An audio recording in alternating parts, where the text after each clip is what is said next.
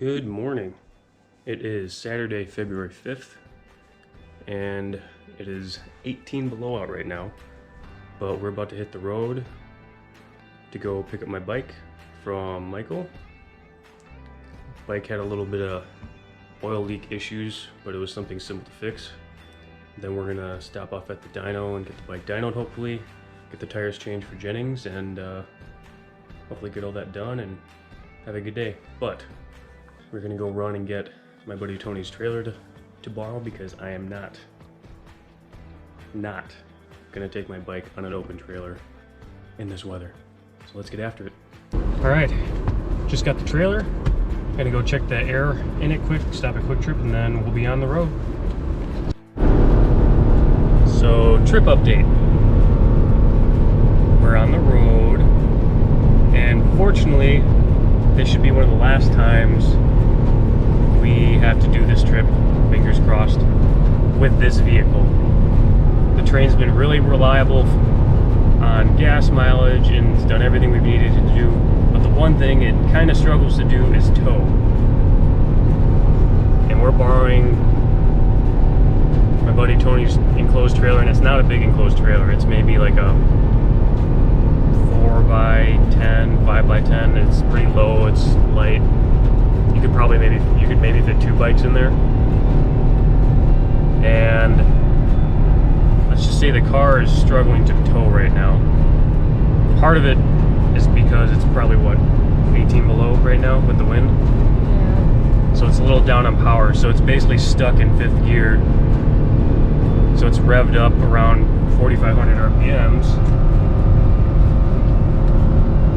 And this is the first time I've ever been able to, I can almost watch the gas gauge go down. Like I can almost physically see it move. But again, fortunately we shouldn't have to do this often, right? Hopefully, fingers crossed. Fingers crossed. Fingers crossed.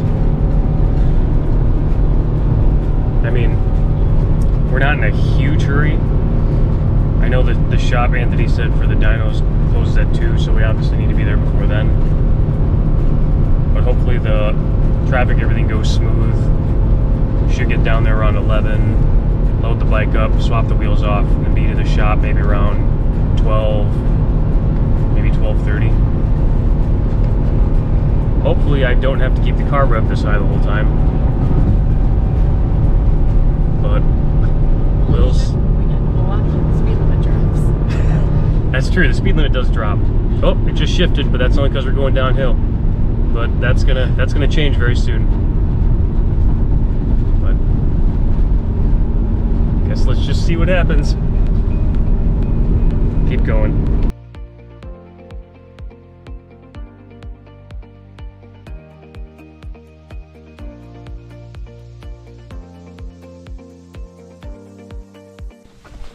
We have arrived.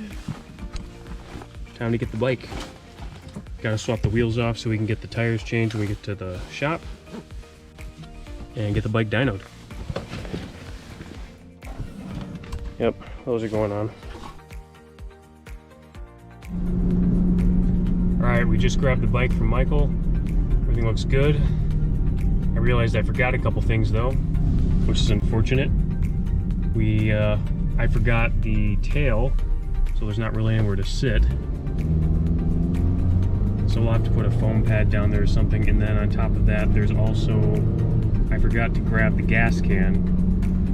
I'm pretty sure there should be enough to do a couple pulls, but I think I may end up having to stop and grab a little gas can and some gas just to make sure.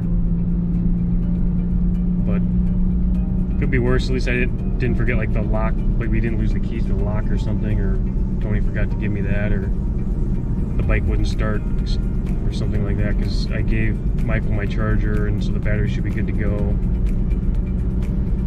So a couple little minor things, but now we're on our way to the shop. We should be there in about an hour and 15.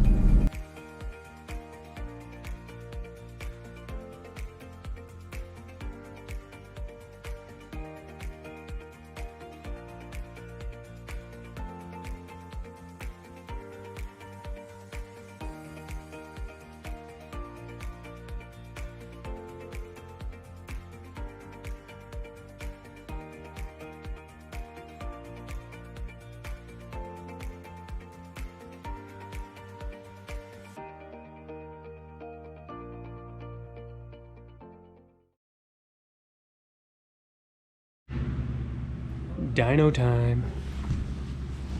No.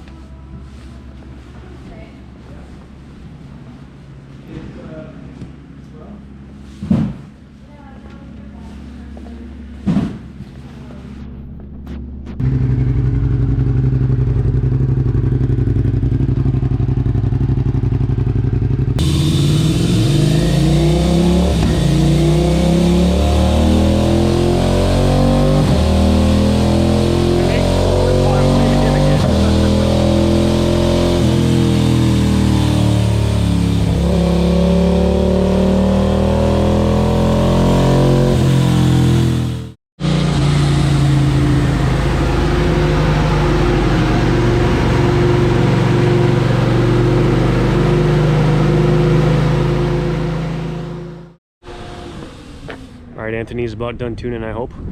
Had a buddy come stop by though. Look at that piece of crap.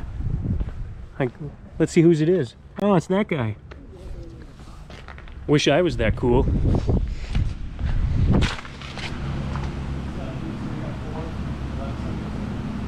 So the dyno run was successful. Got the tires put on the bike, the slicks, which is going to be all new because I've never ran slick tires before. And I've also never ran Dunlops before, so that's a twofer. But as I said, the dyno run went well. Was looking to net maybe 5 or 6 horsepower more than the stock motor, and that's about where we ended up. It's right around 70, high 70, so 70.7, somewhere in that area. So once the motor's broken a little more, Anthony was saying you could probably see 71, maybe 72 out of it. So I will take that. Now I've got a list of things I need to go through to button the bike up and get it ready for Jennings now that it's back. So we're going to get it unpacked, and hopefully it'll be a little warmer next week, although I don't think it's supposed to be. And I can take care of those few last minute details. The only thing I think I'm going to wait on is probably a brake bleed. Since it's still cold, I'll probably just do that quick once we get down to Jennings where it's warmer, because it's 8 degrees right now with a wind chill. I believe it's still in the negative, so that plus a heated garage does not make for good brake bleed weather. So non-heated. Non-heated, yeah, non-heated. I must have said what I was wishing. So as I said, we're almost back. I'm gonna get the bike out, and then don't think I'm gonna do any work on it now because again it's really cold. But hopefully next week we can start getting things buttoned up. So we got about 2 weeks before Jennings. Okay, so I said I would share the dyno chart with you all, and here's what we're looking at. So we had max horsepower around 70.7, torque was 42.59, and then you can see the chart here. One thing I did notice in comparing with my stock motor is there is a bit of a dip right here.